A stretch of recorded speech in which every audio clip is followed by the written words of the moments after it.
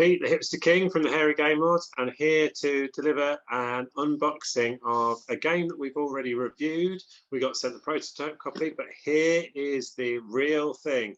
Stop the Train from Escape Plan Games. So let's take a look at what's in the box. To be fair, I'll be honest, I've already done an unboxing of this, but I didn't record the sound.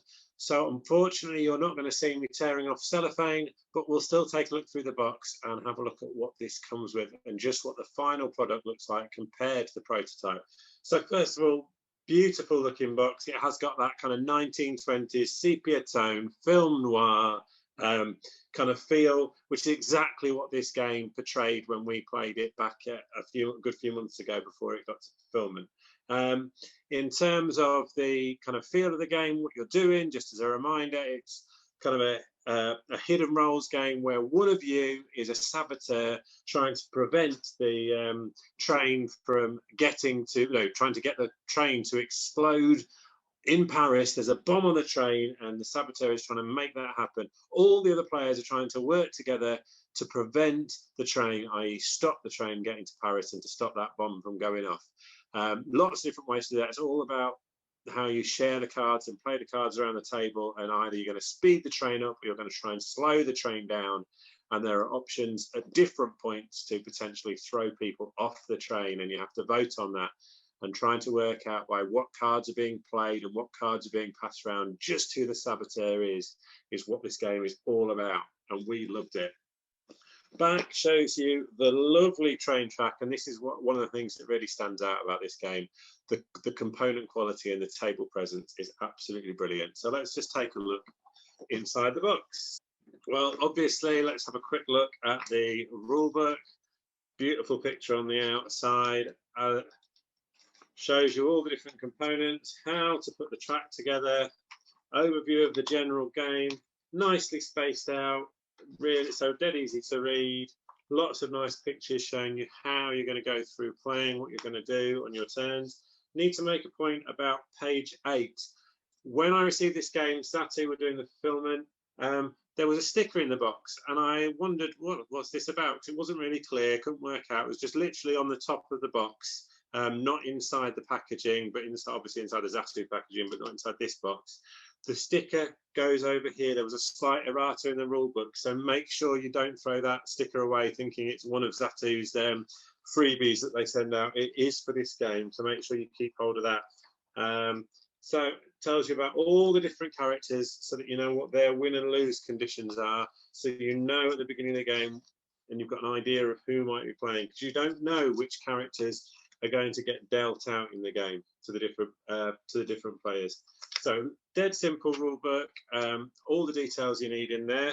Right, this is the core stuff. This is just to show you some of this train track. Just look at how nice these train tracks are. It's just really nicely drawn.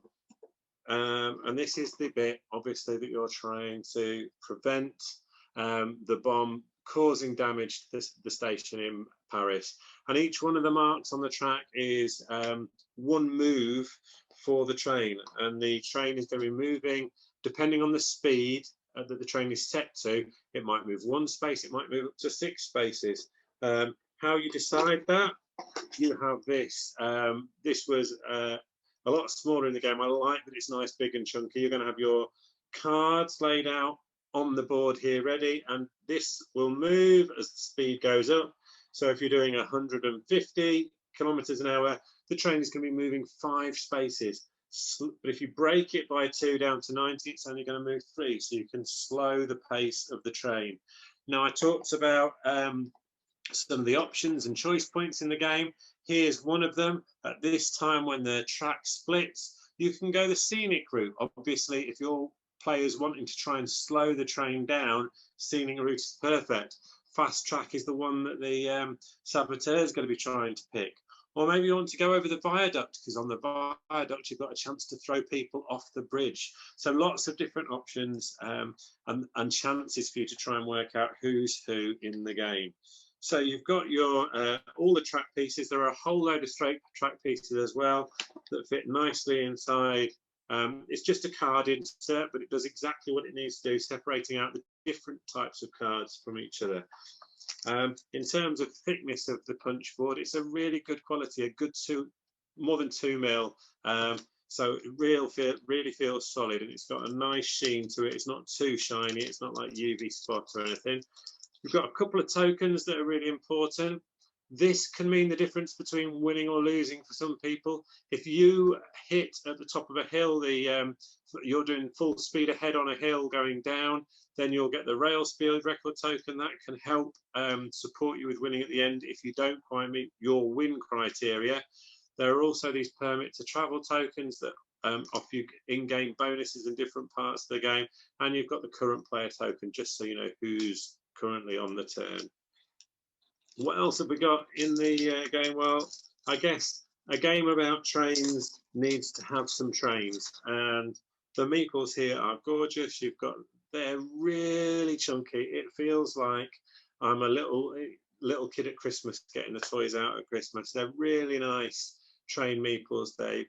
So really solid, good solid wood meeples there. And then finally, you've got all the cards. So importantly, you've got your character reference cards, so that you've got an idea who the different characters are, what they're doing, and what their aim is in terms of their specific win conditions. So if you're the saboteur, you need to cause the train to collide in Paris and have that explosion.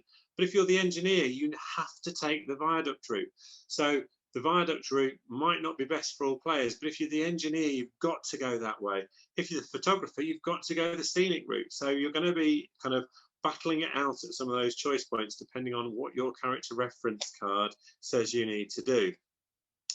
There's an order of play card, so you don't need to keep going back to the rule book, so you know what happens when.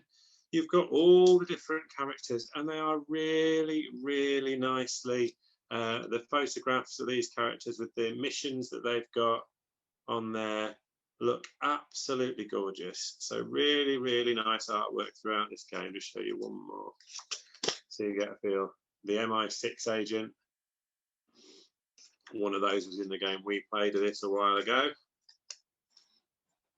and my wife played a brilliant game. It was a little bit frustrating how well she managed to lie, and she really upset my son by how easy she was able to lie. Now, we've talked about those points in the game where you get to choose.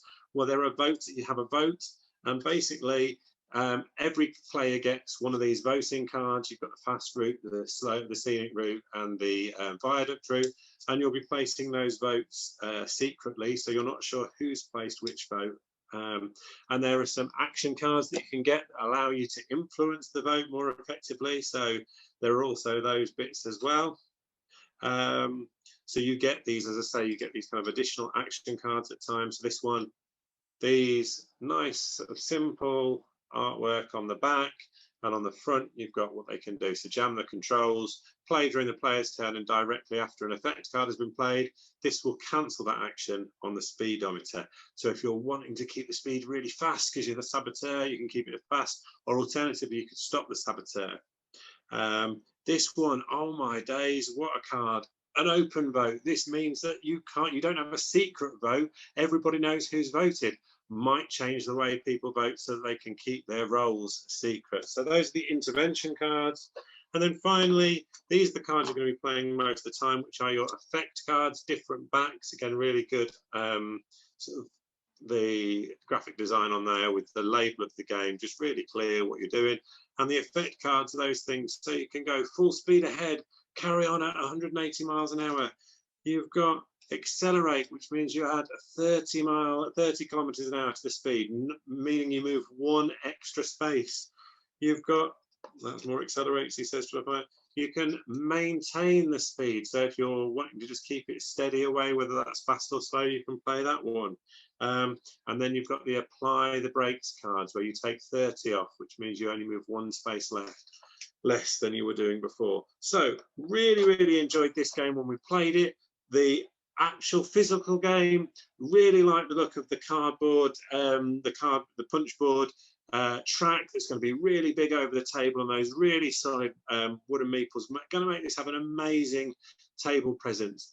It's a brilliant fun game if you like your kind of hidden hidden roles, traitor mechanic type games, kind of social deduction and it plays well. We played it at 4, but I can see this scaling up really well to some of those large player counts as well. So if you haven't already taken a look, you can have a look at our review. If you want to do that, make sure you like and subscribe, and definitely check out Stop the Train. It's a beauty.